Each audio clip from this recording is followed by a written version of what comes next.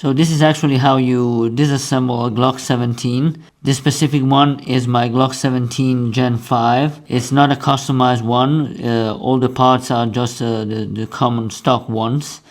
First of all, you want to make sure that the pistol is totally clear. And so you take away the magazine. Then you verify and check the chamber. Make sure it's clear. Then we're ready to go. The system that Glock made to disassemble the pistol is a bit, in my opinion, more difficult than compared to other pistols, because you have to pull down this very little lever that is right here, and you have to pull it simultaneously down on both sides. And to pull down this lever, you actually have to release the tension that the slide has, that is given by the spring that's located here inside.